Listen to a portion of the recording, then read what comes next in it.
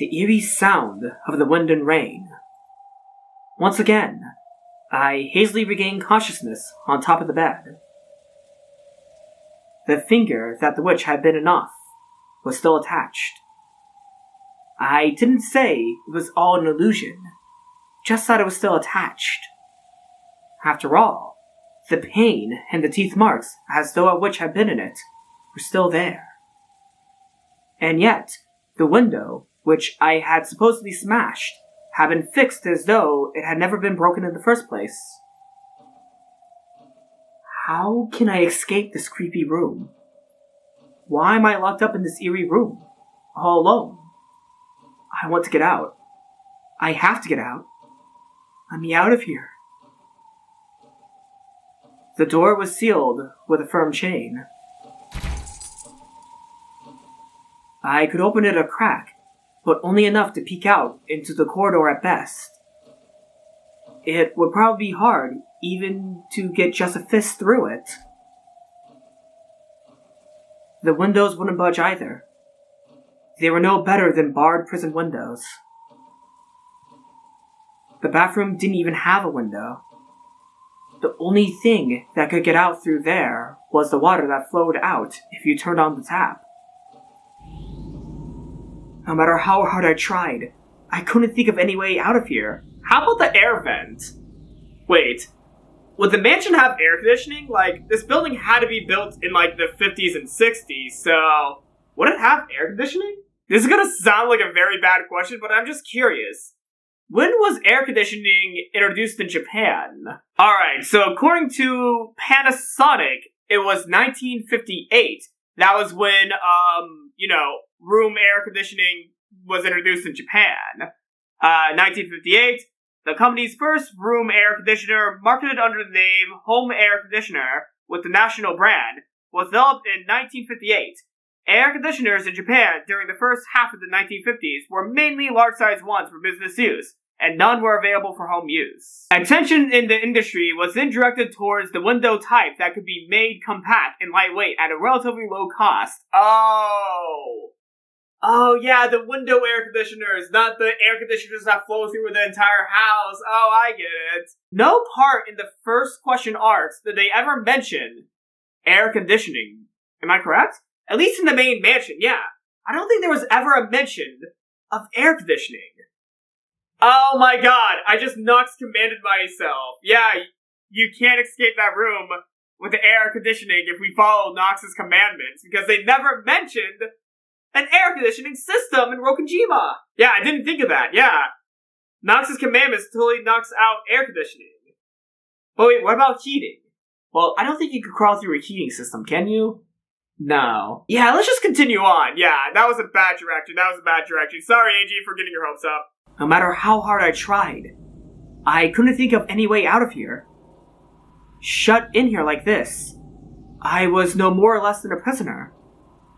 Unless someone came from outside to save me, I wouldn't be able to get out for all eternity. In that case, couldn't I just call for help? Eternal chains. Yes, the tiny gap I could make in that door had to exist so that I could call for help. But could I make the words come out? I had tried to call out for help before, but for some reason, the words couldn't escape my mouth. I might have made some kind of mistake. I might have just lost my voice in my haste and confusion. I cracked the door open one more time.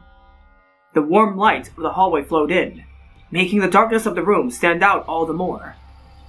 Though I couldn't hear any voices, I did feel something peaceful. I was sure that everyone was in a room at the other end of the hallway, chatting happily about something. If I could just call out, someone would surely come to save me. Holding back some indescribable fear, I tried yelling once more.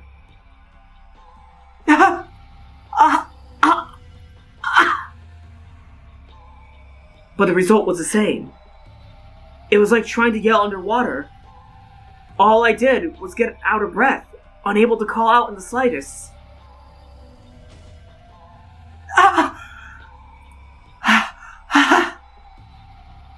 even though I could say as much as I wanted if I just grumbled to myself inside the room. Whenever I tried to make my voice reach outside, I choked and was unable to say anything. I understood. My body wasn't the only thing imprisoned in this eerie locked room. My voice was, as well. Thinking that I could use some other kind of sound to call for help, I tried opening and closing the door violently, making the chain rattle. It did sound as though it was making a noisy clanking sound, but I was sure it was no good. Even this sound was imprisoned within the locked room. No matter how harsh a sound I made, I was certain it would be quieter than a leaf I'm gonna repeat that. I was certain it would be quieter than a leaf falling by the time it reached the other end of the corridor. I tried using the hateful chain that sealed the door to make a sound to call for someone, but that only deepened my despair.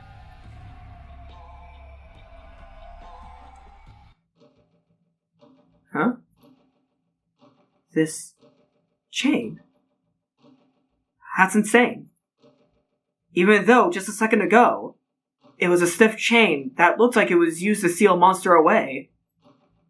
At some point, it had transformed into a normal chain lock.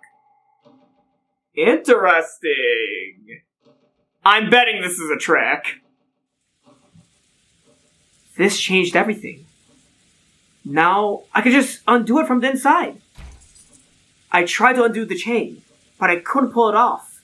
The chain not being long enough for that while the door was still open a crack. Of course. Calm down.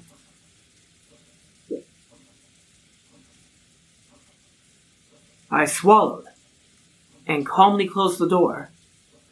Then, when I saw that the chain had slackened enough, I touched it with my finger to make sure.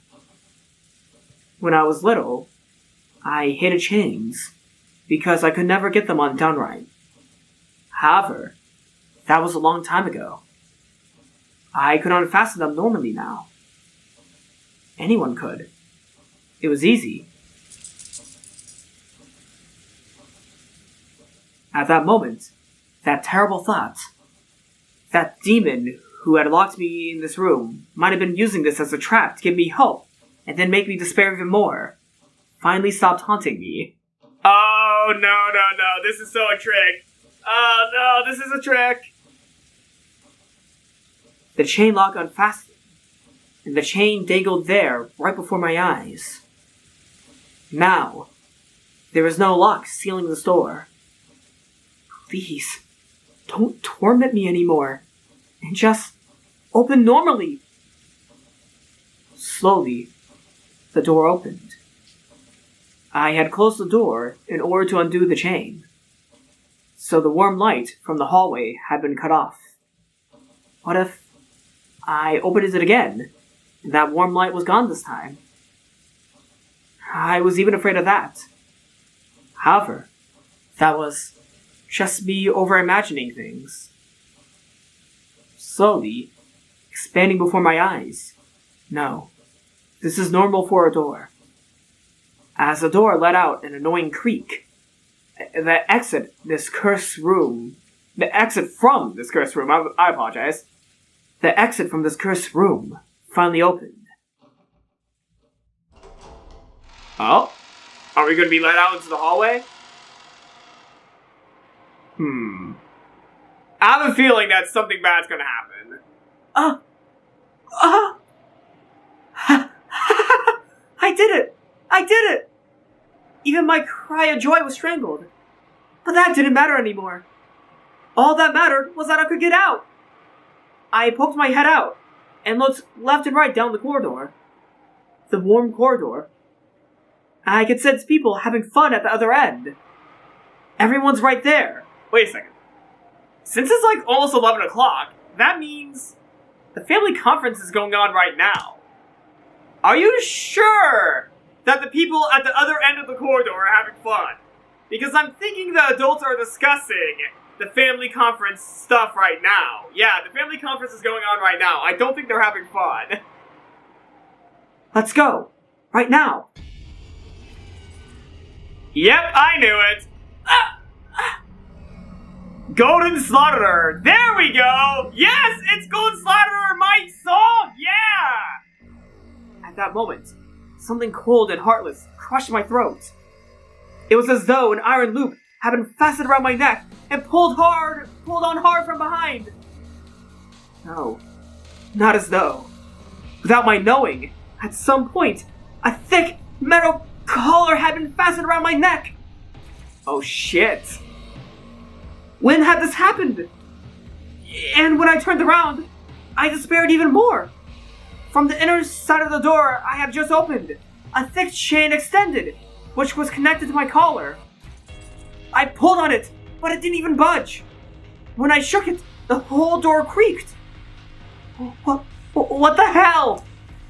The chain connected to my collar was attached to the inner side of the door. Yes, the same heartless chain that had secured the door a short while back had suddenly become a chain holding me in place. That's insane! That's insane! Damn it! What's going on here? I pulled with all my strength, trying to tear the whole door off, but I already knew from repeated experiments that it wouldn't even budge. I was sure this chain would disappear once I went back inside the room, but it would never let me leave it. Though it had appeared to revert back to being a normal chain lock, nothing had actually changed. The fact that a chain lock bound me to that room was just as true now as ever.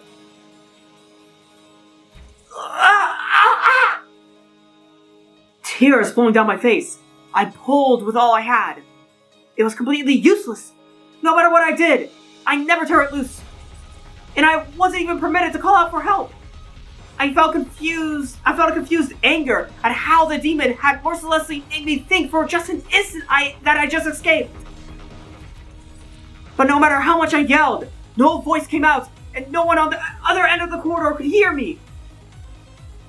Then, I noticed an odd stain on the wall of the corridor. It wasn't a stain. They were letters, traced out by a finger that had been covered in red paint. Those letters, which looked like they had been drawn in blood, answered my biggest question. Oh shit. The chain lock must be set. You may unset it, but then it must be reset.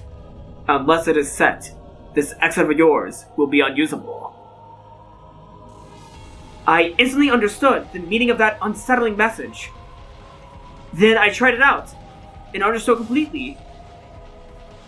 When I return to the room and reset the chain lock, the binding around my neck disappears. When I undo the chain lock again, that heavy feeling around my neck returns. In other words, I cannot escape this room while the chain lock is still unset. But that means all I need to do is set the chain while outside the room. I undid the chain one more time. The weighty collar and chain appeared around my neck again.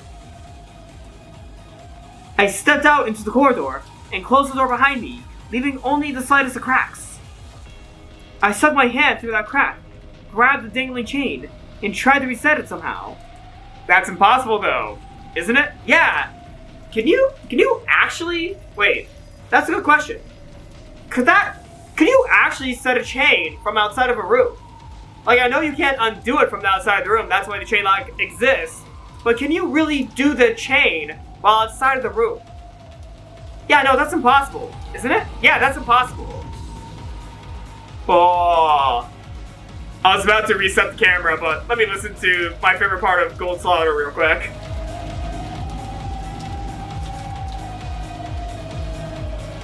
Yeah. I need to reset this camera because I see the low battery symbol going on right here. But, you know what? I want to hear my favorite part real quick.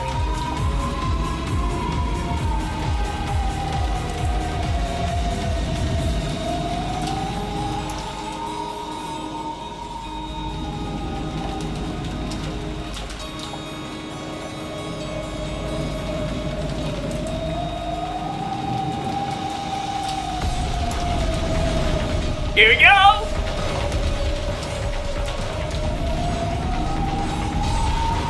Yes, it's here. It's coming. Alright. Oh, yeah! Oh no, my headphones fell off, but I think I did it right on time. Yeah!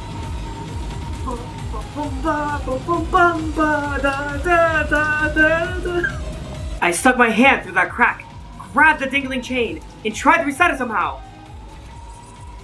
Damn it! It's so easy to do it from the inside. So why is it so hard to do from the outside? The gap needed to be wide if I wanted to manipulate the chain as well. However, that chain made that. Wow, I misread that line. Let me repeat that. However, that made the chain too short to reach. To bring the chain even close to reaching, I had to close the door as much as possible. But doing that meant that there wouldn't be enough of a gap to fit my hand in. Of course, that was perfectly natural. Chain locks are made to be done from the inside.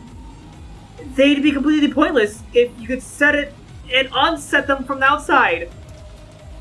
That's why the length of the chain is specially chosen, to prevent anyone from setting or unsetting it from the outside. Maybe I could manage it with some kind of thin and hard tool. If the gap of the door was just a finger's width across, the chain would have enough length to reach. If I could just bend the wire hanger so that it fits through the crack, and work the chain with that. That's right. There's a closet just to the side of the door. Could there be some hangers in there? Found one! Oh, thank God! A single, cheap-looking hanger, like one you might find in a laundry room, was hanging there. Really? I'm pretty sure that when I last looked a short while ago, nothing like this was in the closet. Uh-oh. No, don't take that hanger, actually. Do not do that. Who cares? Quickly! Don't do it! Oh no. I twisted the wire hanger, bending the end with a tip around. I formed a loop at the end to grab at things with, making for a sort of burglar's tool. I then dashed out into the corridor again, and closed the door almost as far as it would go. My wrist could never pass through this. But with the door closed this far, the chain should have extra length to spare. And this crack is large enough for me to stick the hanger through. Now, it's just a matter of technique. I'll definitely be able to do it if I try enough times. I'm certain of it.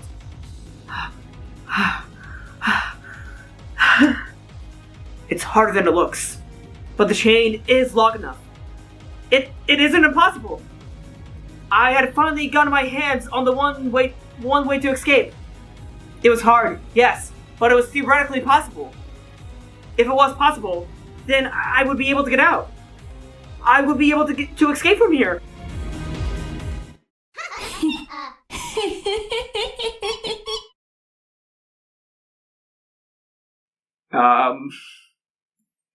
Let me hear that laugh again. I know for certain that one of them was Burn. Yeah.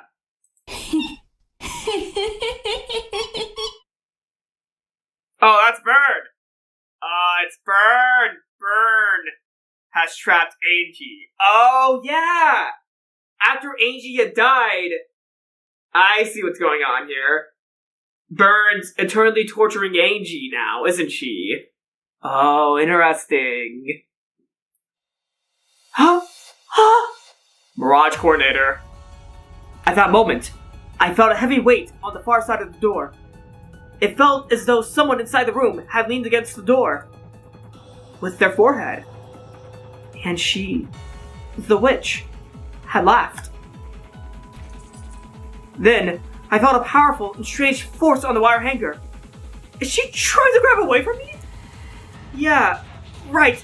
Like hell I let go. Like hell I let my one key out of here get stolen while my guard's down. Fortunately, I had stuck my wrist through it so that I wouldn't drop it if my hand got tired. You won't be able to snatch this out of my hands!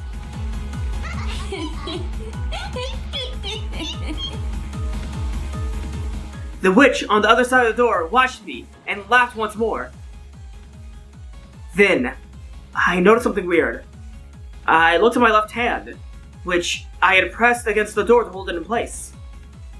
And between the fingers of that hand, I could see something red. It was red text. I realized immediately. At some point in time, even more bloody letters had been written on the door, and my left hand had been covering them up. Uh-oh. Still fighting against the vice-like strength of the witch beyond the door, I moved my left hand to the side. Oh god! Oh god! Oh no! Is it gonna say as soon as you read this, you're gonna die or something? Oh god! Oh god! Where that hand had been, bloody letters had indeed been written. Oh my god!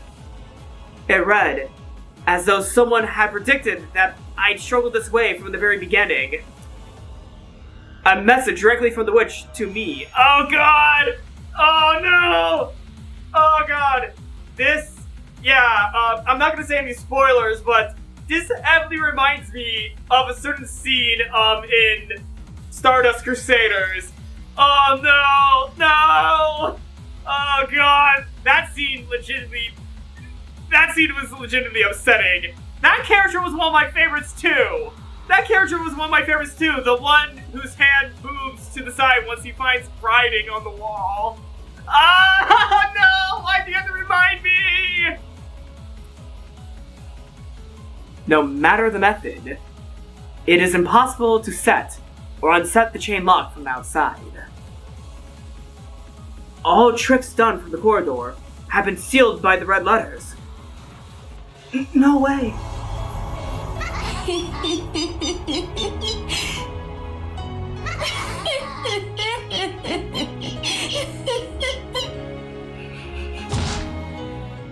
There was suddenly a terrible sound, and the force that had been pulling on the hanger was suddenly released.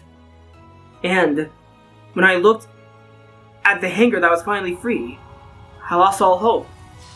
As though it had been hit by the acid of the room's darkness. The tip of the hanger had burnt and bubbled and melted away. Now it was pitifully short. It couldn't be used for anything! It would be useless to search for a substitute. All schemes to fasten the chain from the outside have been sealed. Damn it! Damn it! Damn it! I threw the remnants of the wire hanger against the floor, faced the hallway filled with the warm light, and called for help. However, I just choked, unable to speak at all.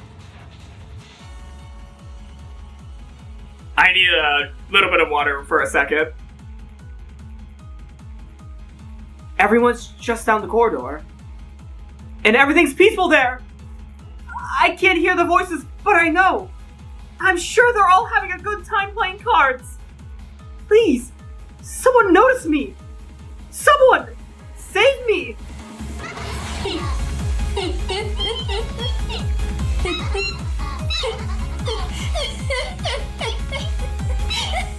Damn you, Burn. Damn you, Burn. Damn you, Burn! Ah!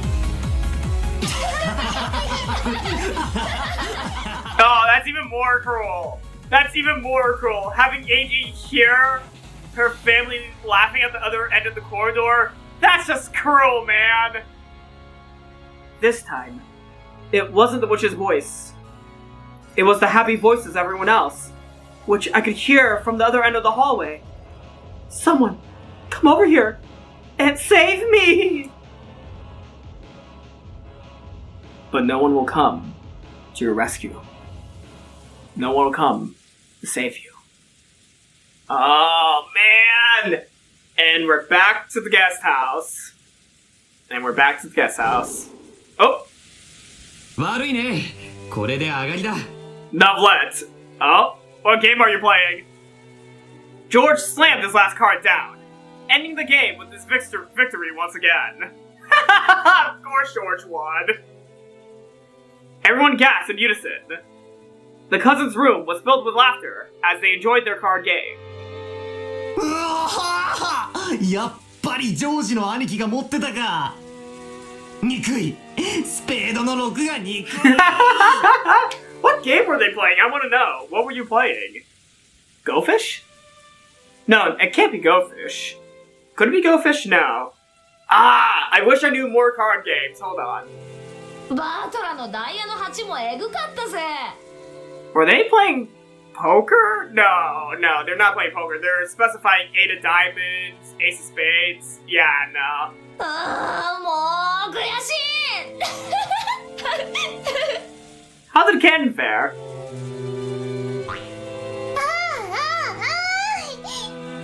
ジョージお兄ちゃんすごい。また勝った。そうだよ。また僕たちの勝ちだね。Oh, the George and Maria team up. Okay, I like that. I love that, actually. Maria couldn't really hold her own in an all-out battle. So she had teamed up with George, which is why she was celebrating his victory. That's good. That's good. Oh, poor Cannon. 乾杯です。 Cannon winced and let his cards drop to the table. The game of sevens. Oh, sevens? The card game of the ace group for 3 to 7 players, in which players aim to shed cards by matching the preceding ones, or, if unable, must draw from the stock. I played this game before! Wait. Players aim to shed cards by matching the preceding ones, or, if unable, must draw from the stock. Wait a second. I played this game before, but it was by a totally different name. What? Ah, fuck. What was the name I remembered it as? It wasn't Sevens or Fantan. It wasn't Spoof or Parliament. It wasn't Domino. What? I played this game before. Cards are played out to form a layout of sequences going up and down in suits from the agreed starting card, e.g., a 7 or an unter. Unter? Okay, I'm just gonna open up another tab because I do not know what a unter or unter. Unter. No, it's unter. I'm gonna read the rest of this page, and I just want to know what an unter is. The game is won by the player who has first emptied their hand. The game is a cross between dominoes and patience, and is suitable for children who have learned the various card values. I see. Typical domino type game underway. Unterransissen. Zinsen? I'm not for sure. Okay, what's an unter? What is an unter? Okay. Unter playing card. The unter, formerly Untermann, nicknamed the Winsel, Wince or Bauer, and in Swince, also called the Under, is the core card in German and Swiss suited playing cards that corresponds to the Jack in French decks. Oh, I see. I know what the Jack is, yeah. No, I know what the Jack is, yeah. The name Unter, literally, under, is an abbreviation of the former name of these cards, Untermann, which meant something like subordinate or vassal. Von der Lind argues that the king, Ober and Unter in a pack of German cards represented the military ranks of general, officer, Oberofficer, and sergeant, Unterofficer, while the pip cards represented the common soldier. Ah, I see. I'm gonna only read the first paragraph of what an unter is because, they only mentioned sevens and not the unter in this game, so I'm gonna read the first paragraph, so yeah, that's interesting. The game of sevens that Cannon and the cousins had been playing had been a fierce battle. Normally, they would take things easy since Maria was there, so this sort of game was rare. Cannon had started taking the game seriously, unwilling to lose. So George and Balor had responded, and the battle had grown fierce. Unlike Balor, who was carefree enough to enjoy whether he won or lost, Cannon's mood changed drastically with every victory and defeat. It was less of a dislike for losing, and more that he just wasn't used to playing games. He wasn't used to the idea that you win some, you lose some. So even a loss in a game played for fun was something he took very seriously. Since he had resolved to win, and had unfortunately challenged the veteran players, George and Balor, the result was plain to see. As Cannon slumped his shoulders, Jessica slapped him on the back. 惜しかった惜しかったでも楽しいぜ本気で戦うのはね本気だろうとそうでなかろうと結果が負けでは何の意味もとんでもない本気で戦った結果の負けならすがすがしいもんだぜいい加減に戦っての負けじゃ本気出してたら勝ってたうんぬんで未練タラタラでしょそうだな。全力を尽くしたやつは言い訳しない。そして結果に関わらず爽やかなもんさ。 Stop describing yourself, Balor! そうだね。そしてそういう人間が一番怖いのさ。そこから必ず何かを学び成長するからね。確かに僕は臆病だから何も学ばなかった。だから未だに未熟なんだ。I am furniture, so it is useless to dream. Because he had rigidly believed that, he had distanced himself from everything and shut himself away. However, during that time, Shannon had undergone many life adventures. And now, her hand rested on the door separating furniture and humans. The old canon would only have seen this card game as a way to pass the time. However, the new canon was now capable of gaining something new from this experience. That could probably be called growth. Furniture does nothing but rot with the passage of time. Being able to grow is a privilege given only to humans.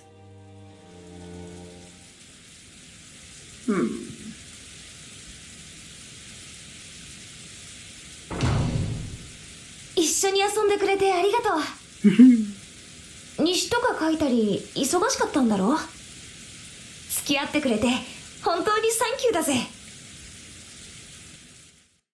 いいえ僕も楽しかったです。 White Shadow, and Canon smiling again, and you know what? Whenever Canon smiles, I internally get more happier in the inside, because Canon's smiling.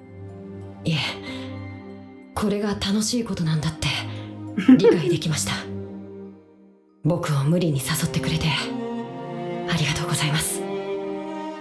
私たちはさもっともっといろいろなことに挑戦していこうそして君が知らなかったものを探しに行こ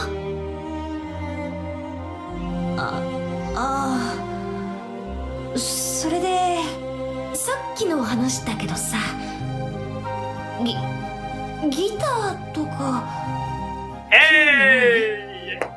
Canon, I'm thinking about trying out guitar. Do you want to take lessons with me, Canon? Oh man, did I show my guitar in Umineko yet? Yeah, wait, have I shown off my guitar in my Umineko Let's Read so far? I forgot to tune it. You know what, since I don't know how to play, I'm just gonna show off what it looks like. Yeah, this is my guitar. The guitar I plan on learning how to play at some point. いや別に無理にとは言わないけどきっと難しいでしょうね。 Oh yeah, it is. But the more you do it, the more you get used to it. Though, keep in mind, Canon, you might mess up your fingers when you're, trying guitar out. Because I know that, when you're learning how to play guitar, you definitely mess up your fingers. Yeah, I know that for a fact. You do mess up your fingers a little bit because of the strings. But your fingers get used to it. Yeah, that callus, yeah. まあねでもさそこは丁寧に教えるし練習は私も付き合うからまあ言うほど私も上手くないんだけどね Silence, Jessica. Silence. You're really good at the guitar, from what I've heard of your songs. At first, Canon was scared of touching a musical instrument for the first time in his life, certain he would make a complete fool of himself. Yeah, I felt the same way when I first touched the guitar I own. He knew that screwing up like that would make him feel bad. However, Canon was starting to learn. 初めてで下手なのは当たり前です。それから逃げてたら永遠に何も学べない。何にも至れない。 Hell yeah. そうさ。だからこそ人は上達を実感して面白くなるんじゃねえかよ。私だって最初はさ、右手と左手が別々に動くってだけでもう全然ダメだったぜ。でも少しずつコツが分かってくるとさ、だんだん当たり前になってきて。僕もその境地に至りたいです。そのための道の一つにお嬢様との音楽活動がある。 Hell yeah. ぜひ Hell yeah. ご一緒させてください。 Oh man, please tell me there's at least, there's at least one, audio CD where this actually happens. A duet with Canon and Jessica singing while playing guitar? I would love it. I would love hearing it. 本当に？はい。きっと最初は不出来でお嬢様を失望させてしまうこともあるでしょう。でも本気でやっての失敗だったらそれは清々しいものに違いないとさっきお嬢様たちに教わりましたから。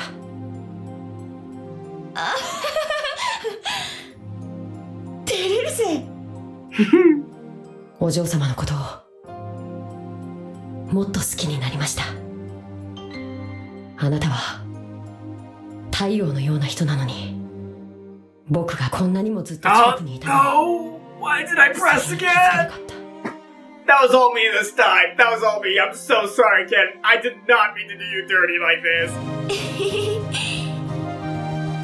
じゃあもっと好きになってもらえるように頑張っちゃうぜ。いや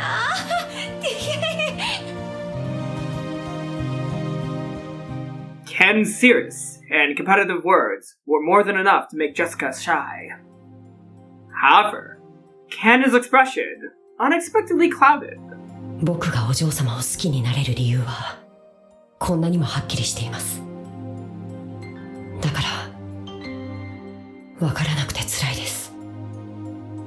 何が？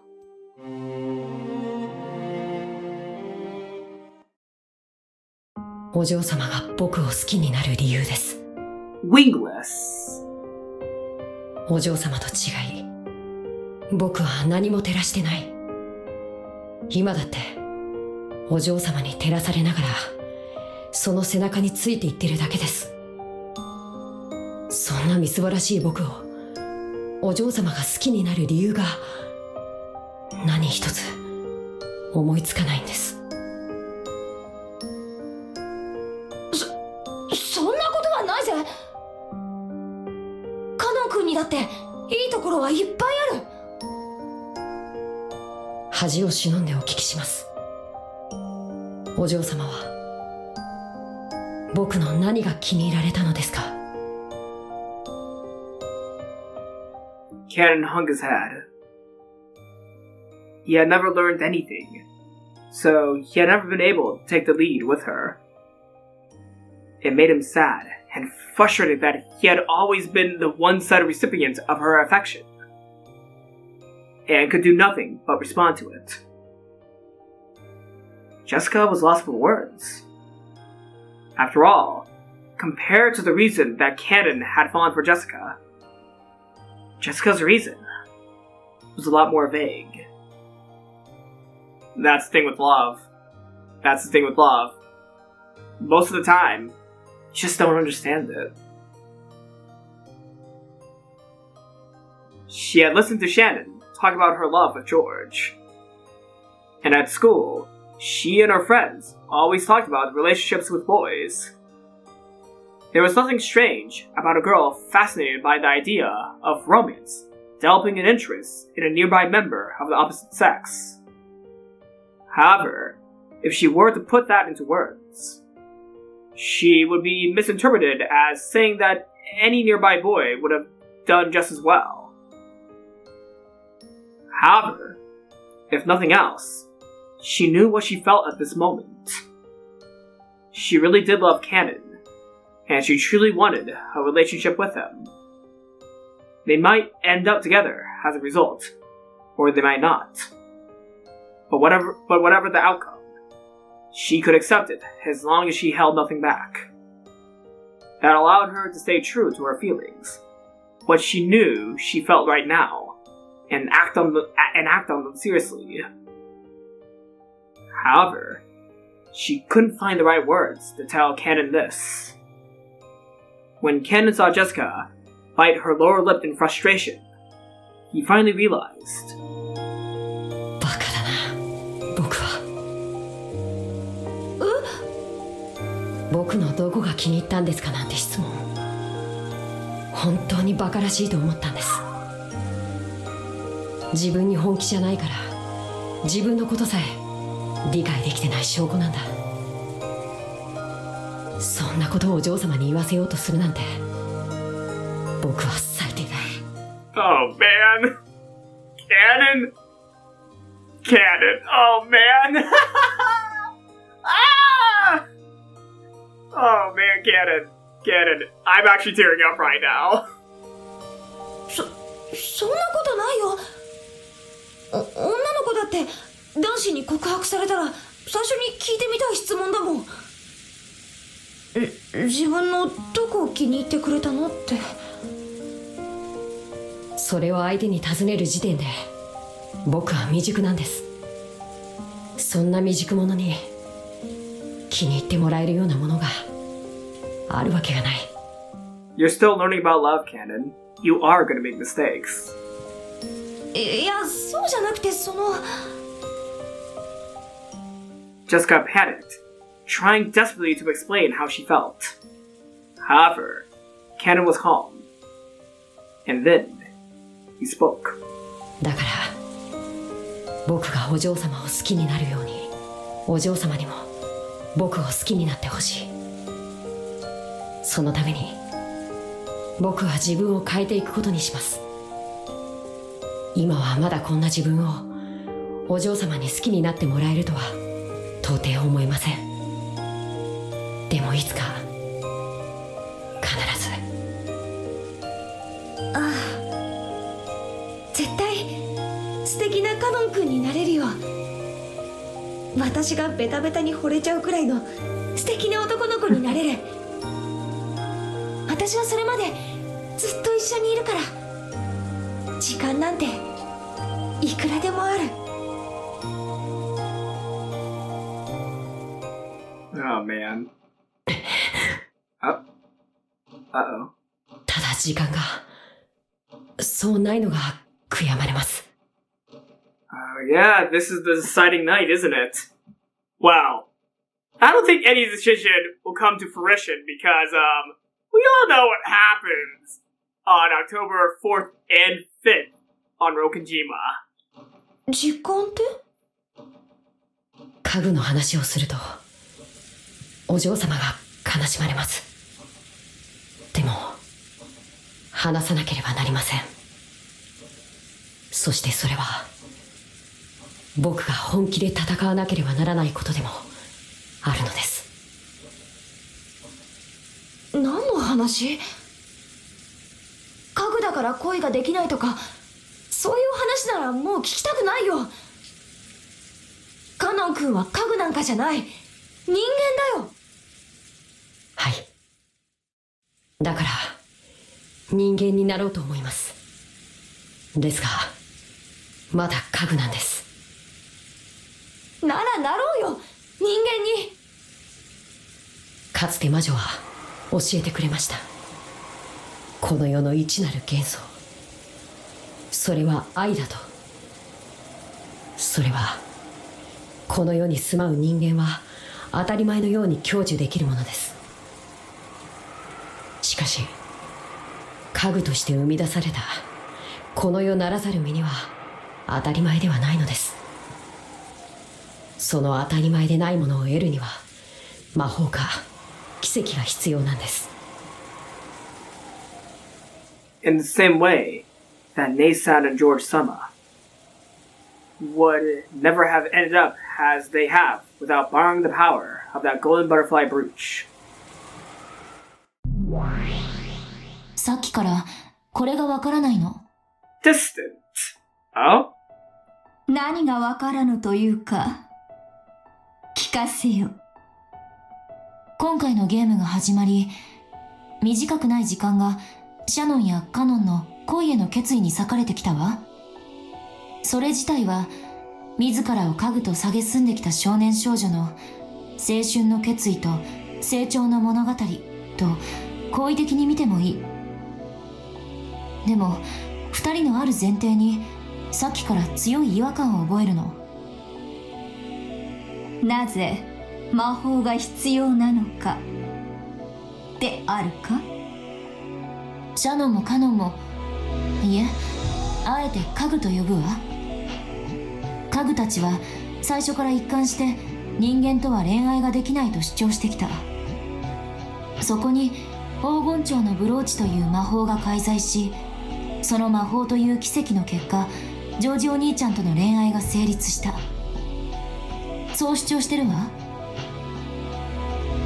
身分の違いによる許されぬ恋が実るには、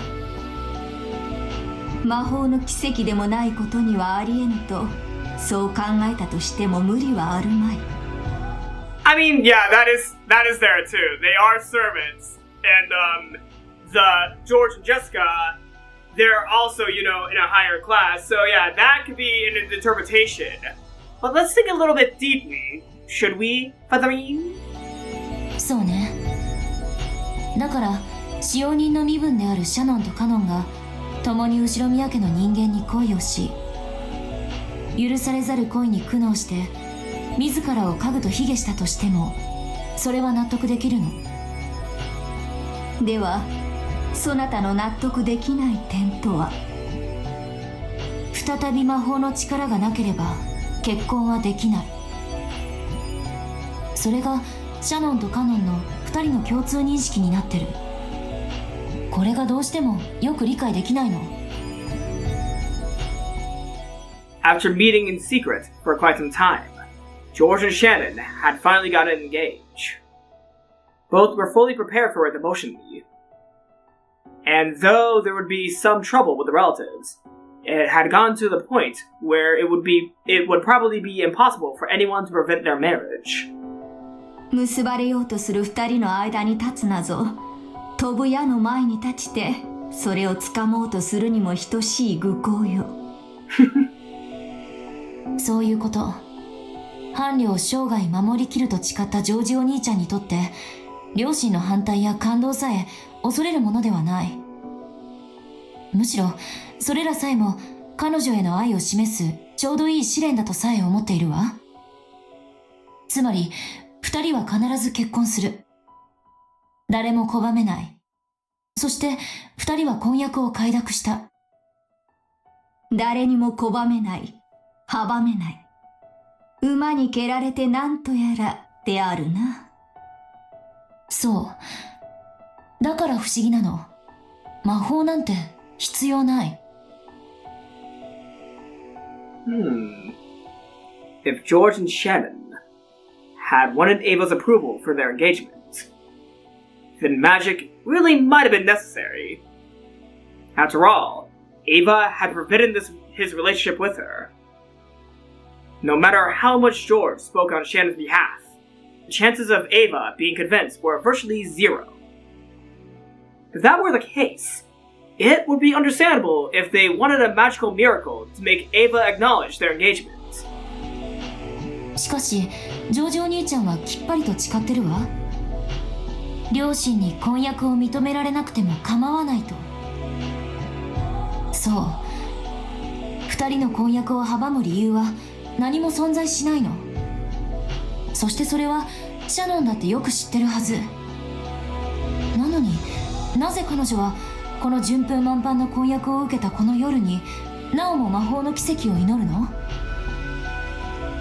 魔法の奇跡を得なければ結ばれる資格もないというのが家具たちの主張であるな。つまりこういうこと。シャノンはジョージの婚約を受けているけど、魔法の奇跡がなければ成就されない障害が残っていると知っていることになる。そしてその障害は2人の努力では取り除けないとも。だから魔法という奇跡が必要。どうして魔法はいるの？愛し合う2人に結ばれるための他にどんな奇跡が必要だっていうの？ふむ、なるほど。Featherine listened to Angie's interpretation, smiling in a satisfied way. Apparently, she had already reached that conclusion, and was enjoying watching Angie finally manage to do the same. そしてその疑問はカノンにも向けられるわ。ジェシカお姉ちゃんとの恋路は始まったばかりだけど、2人の気持ちはまっすぐ。何の障害もないわ。Or is there? 黄金蝶のブローチの力なんか関係なく、もう恋仲に慣れてる。何年もの交際を経て、やがては結婚に行き着いても何もおかしくない。こっちも障害は何も存在しないのよ。クラウスと夏日に結婚を認めさせようと思わない限り、こちらもまた魔法の奇跡は必要なさそうであるな。そういうこと。シャノンの生き方を見て、カノンもまた生き方を変えた。For some reason, I was thinking that Cannon was gone from the hallway, but no. It's just that Angie's hair covers up the entirety of Cannon's sprite, but I can kind of see his hat poking out in the background from the back of, Angie's hair. So yeah, Cannon's not completely gone. Angie hasn't made him disappear. I was getting concerned there for a moment. I'm like, where'd the Cannon go? Did he leave? But no. Angie's hair is just covering him up. そして素直な気持ちを伝え、ジェシカお姉ちゃんと2人で恋路を歩み始めた。必要ないのよ、もはや魔法は。片思いの相手になら恋のおまじないも必要かもしれない。でももはや両者は相思相愛、意思も疎通できてる。なのにどうしてその上魔法の奇跡が必要なの？ Both pieces of furniture are in relationships of mutual love. There shouldn't be any need for a miracle any longer. So why do they still desire a miracle of magic? And on top of that, the single brooch is portrayed as bestowing only a single miracle. It feels almost as though Shannon is hesitating because if she uses up the miracle for herself. I'm going to read that line. It feels almost as though Shannon is hesitating because if she uses up that miracle for herself, Cannon's chances at love will be automatically sealed away for eternity. つまりこういうことよ。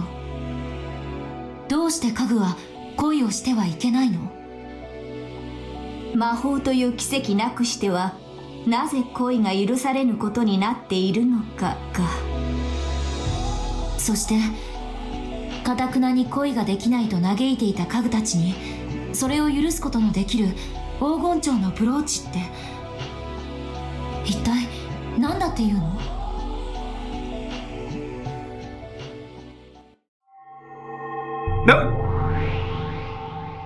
もちろん魔法の結晶であるぞ。Apathy. Wait, what's going on here? Are they watching Angie and Featherine? What?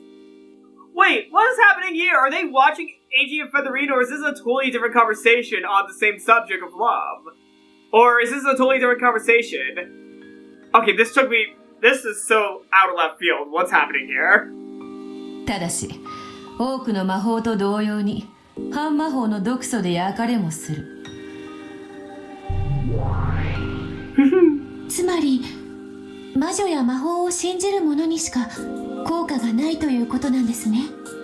I feel like this is a similar but different conversation going on at the same time, alright? その通りだ。よって、わらわと交流することができたシャノンには、その効果を発揮した。しかしもし、シャノンがそのブローチを砂浜に落とし、何も知らぬ者が拾ったとしたら。そのものが半魔法の毒をまとっていたら、ブローチの魔法は力を発揮できない。So, if you find any brooch in a sandy beach, just be sure you still believe in magic when you pick up that brooch. No, don't steal the magic. No, that's mean. No, don't steal magic. If you see a dropped brooch, well, what is a brooch, actually? Isn't it like a stick? That's a brooch, right? No, that's not a brooch. Wait, what is a brooch? Hold on. I'm an idiot. I'm an absolute fool. そういうことだ。魔女のアイテムは直接の手渡しでなければ力を失うことが多いということだ。しかし魔女の存在を大勢の人間が認めることで半魔法の毒素がなくなり権限することができるのと同じに、大勢の人間がそのアイテムの魔力を信じれば逆に魔力を維持することもある。皮肉な話ですね。私たち魔女がどんな魔法を授けてもそれを受け取れるかどうかは全て人間次第なんですね。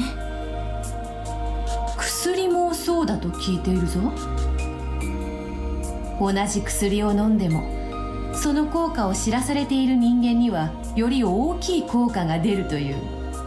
Depends on the medicine. That really depends on the medicine. I don't know if I agree with you on that analogy. The medicine?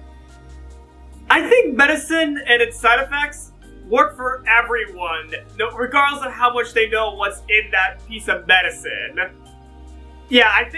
Yeah, no. I don't think that applies to all medicine. Like, maybe for something like ibuprofen, if you didn't know it was ibuprofen, it would work a lot less. But what's an example of a medicine that, regardless of whether or not you know what it is, it will still affect you? Cannabis oil. That would affect you no matter what. Maybe if you knew it was cannabis oil, it would, work more effectively. But yeah, if you took cannabis oil, it would still affect you either way, whether you know what it was or not. Or maybe I'm wrong. I don't know about medicine at all. I'm not going to med school, so I might be not knowing what I'm talking about. Yeah, I don't think this applies to medicine. ちょっとわかります。風邪薬とか飲んだ時、薬効の解説書とか読んでると薬の効きがいいような気がしますよね。Well, when you read the description on the bottle, you get to see all the side effects that could possibly happen to you while taking the medicine.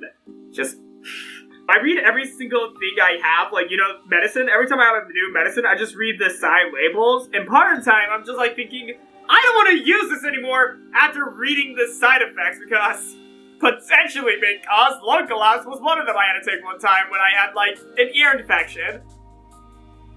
As she listened, Beato thought that magic sounded a bit like a charm.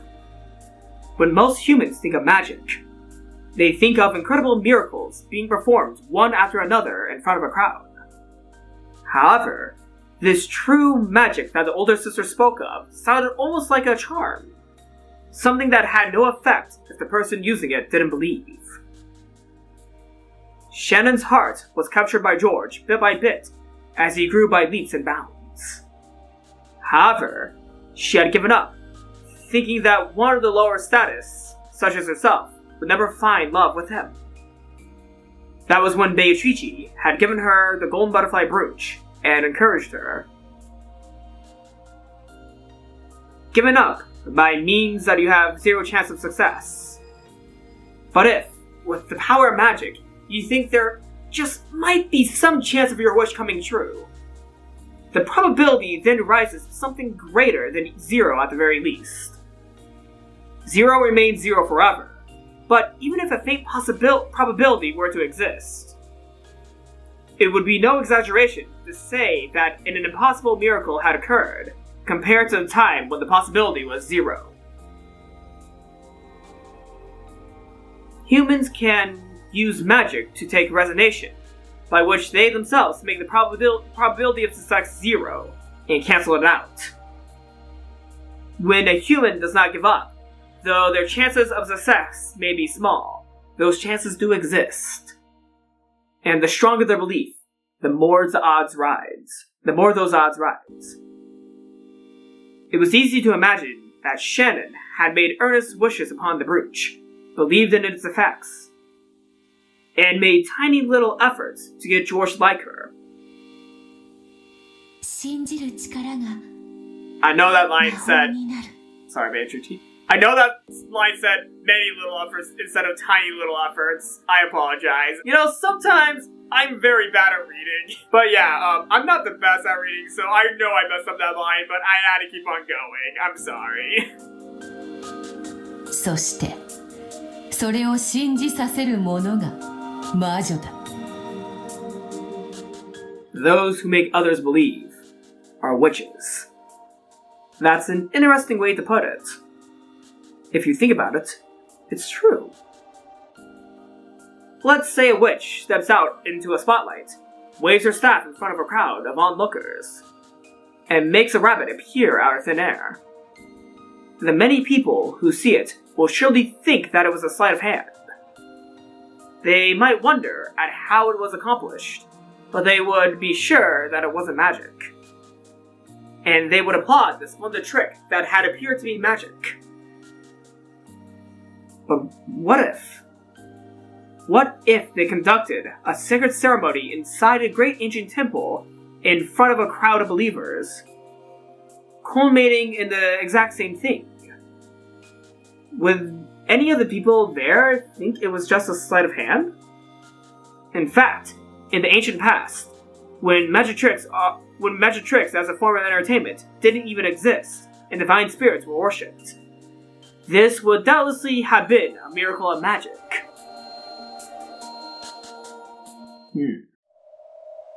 ならこれは魔法になるでしょうか。ほう、魔法の使いの魔女のそなたが初めて振るう魔法とはどんなものか。ここに空の紅茶のカップがあります。 This was the trick that Erika was talking about with Maria. 中身は空です。空っぽであるぞ。それからこれをこうしてテーブルの上に伏せておきます。それからそれからはい、一緒に目を閉じて魔法の呪文を唱えます。 Alright. It was the same magic that had been used to give Maria candies. Beato the Elder grinned and closed her eyes. When she saw this, Beato slowly chanted the incantation.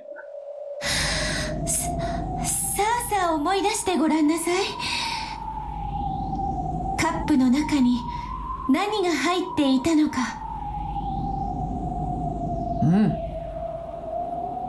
さあさあ思い出してごらんなさい。 I should keep my eyes closed. カップの中に何が入っていたのか。 As she chanted, Beato slowly opened her eyes and made sure that the older sister was repeating her with her eyes closed. No, don't tell us how the trick's done! Please don't tell us how the trick's done. Aww. Well, I kind of already knew how it was done, but no, you don't need to say how it was done. As she chanted, Beato slowly opened her eyes and made sure that the older sister was repeating her with her eyes closed.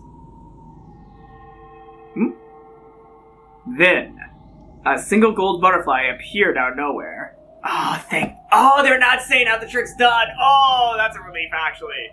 I thought they were about to reveal how the trick's done. Okay, thank you. Fluttered down onto the overturned cup and scattered away in a spray of gold.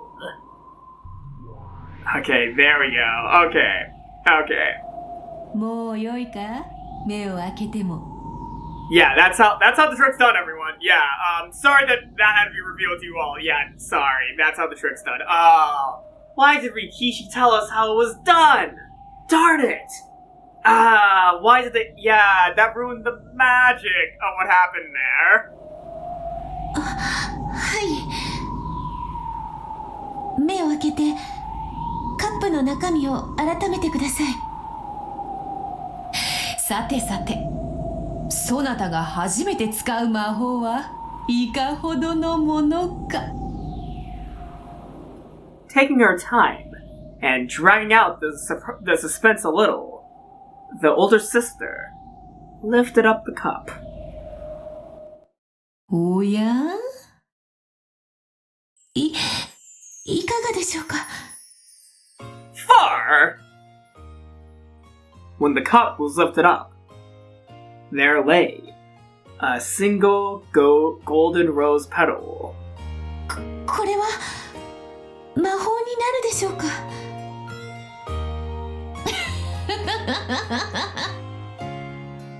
うん、なるとも。そなたが魔法で伏せたカップの中に黄金の花びらを生み出した。Golden truth! Ah, nice one, nice one. 見事な魔法であったぞ。I accept this golden truth. No questions. I accept it. 愛がなければ見えない。Instant. それは理解できてるの。Mm-hmm. これを手品だと断じるもよし、魔法だと信じるもよし、そのものの毒素次第であろうな。Exactly. でもこれはかつての魔法の一部を説明はできるけど、全てを説明することはできないわ。話を戻すけれど、この程度の魔法やおまじないを信じるという程度の話では、頑なに恋ができないと嘆いていた家具たちにそれを許すことのできる黄金蝶のブローチとは一体何かという問いに答えられない。そこにいる二人のベアとの話を鵜呑みにするなら、魔法には彼らの諦めを取り除く力があると考えるのが妥当であろう。どうして家具は恋をしてはいけないの？どうして魔法のブローチの力が必要なの？確かにあんたやベアトたちの話は一見、それにおぼろげとはいえ答えを与えているような気がする。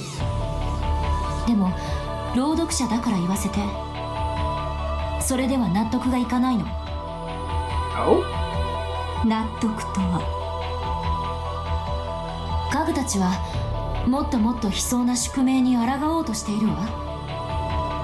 恋愛成就のお守りを託されたくらいで自己改革ができる程度のものだったとは思えないの。現にシャノンはかつてジョージお兄ちゃんとの出会いのきっかけを作ったのはブローチのおかげだけど、それ以降は魔法の力を借りずに関係を深めたいと言ってベアトにブローチを返そうとさえしたわ。彼女はその時点で一度は魔法の奇跡と決別したはず。なのになぜ再びその力を必要としているの？さて、恋と結婚は別物としか言いようがないであろうな。Oh, yeah. Yeah, when you think about it, I guess, yeah, that's correct. Featherine laughed quite lightly. She had probably formed a theory of her own, and was laughing at Angie, who hadn't reached it yet. 聞かせてよ、あんたの見解。もう少し寝かせたい。Now stop! Featherine! それに疑問を持ち思考を巡らすそなたを見ることもまた朗読の楽しみだ。 Okay, that's understandable. 私の見解を話せばそなたはそれに納得し思考を止める。それでは朗読が面白くない。すでに答えを知ってる推理小説を読ませて右往左往するところを見て楽しんでるってわけね。Huh. I wonder why this line just feels so familiar to me. それが感激の魔女というものだ。悪趣味と笑いたくば笑うがよい。我が巫女よ。わははは。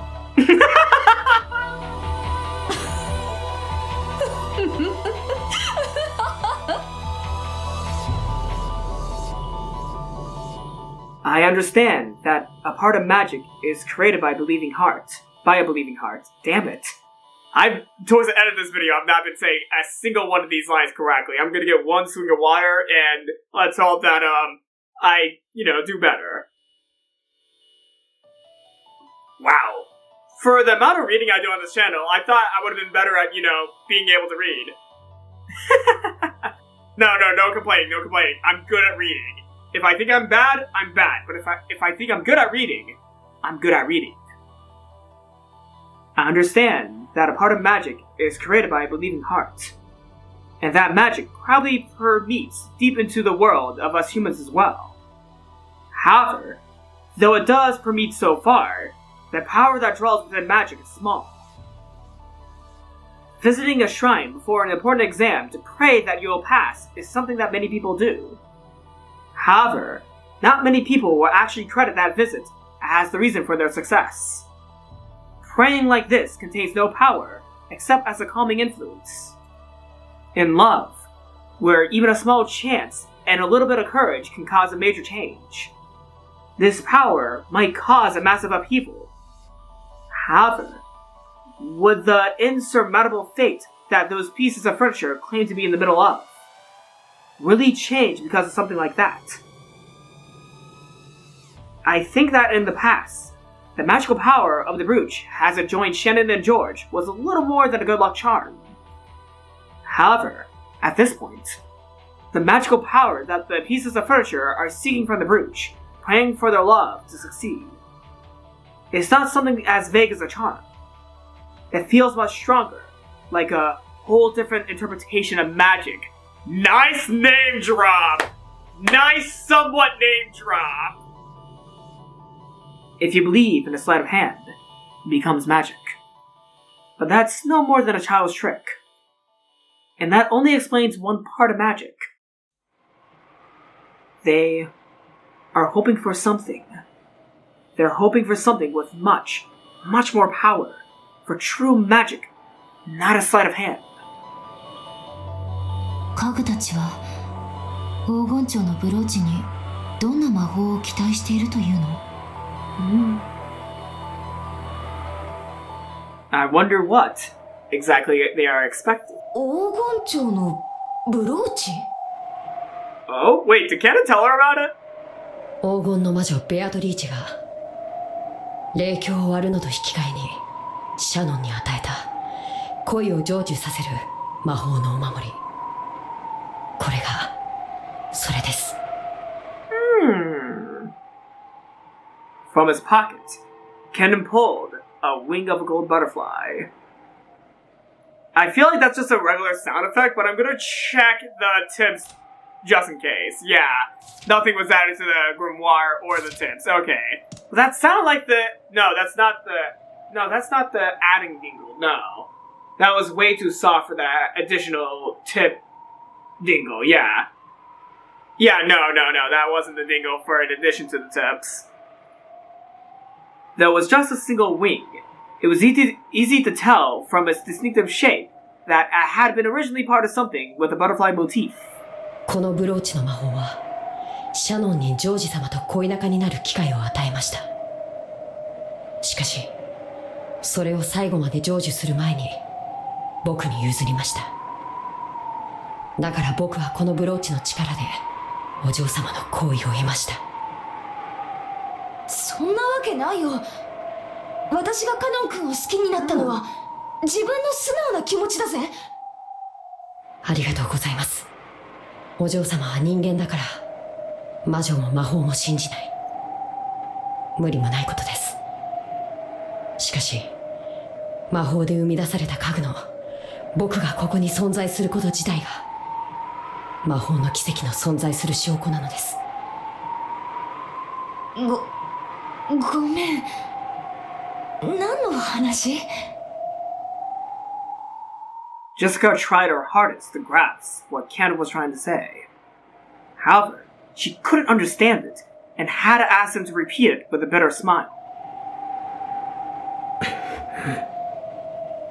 僕もシャノンも恋を成就させるには魔法が必要なのです。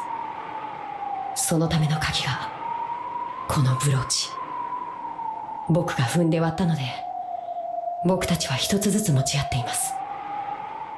Oh? The brooch had lost its power when it was split in half. However, if it was ever joined together again, its magic would be revived. It would revive the miraculous power that could join furniture and a human together.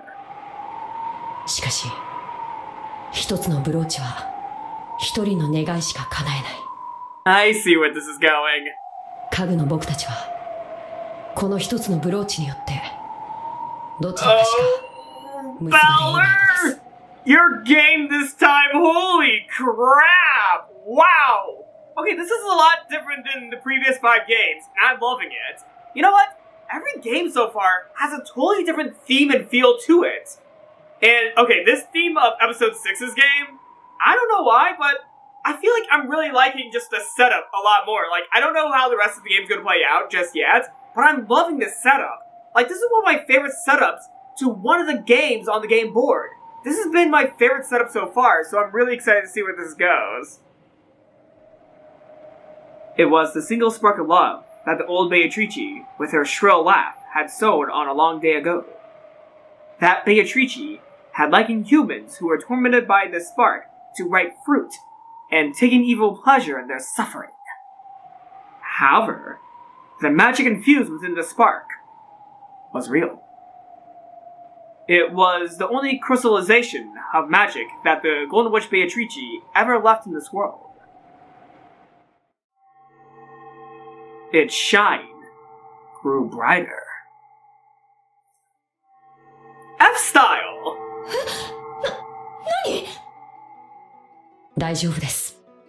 でも直接は見ないで。目をやられます。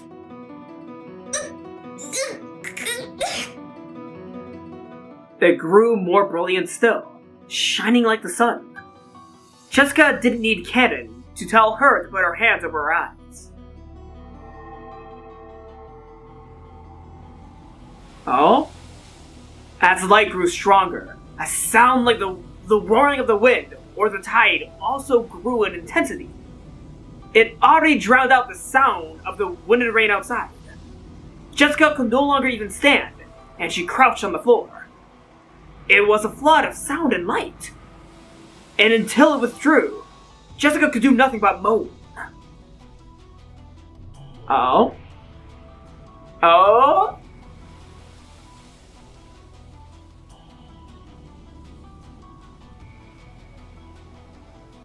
No! Oh, that's a dick move! That is a dick move! Umineko no Nakakori ni Churu, Nocturnal Truth and Illusions. Oh, that's a dick move!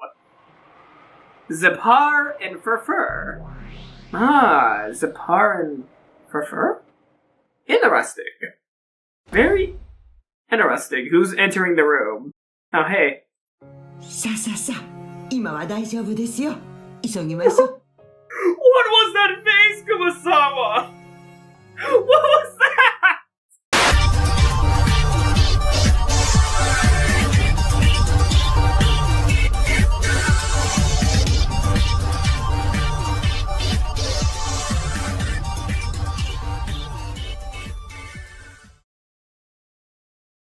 Okay.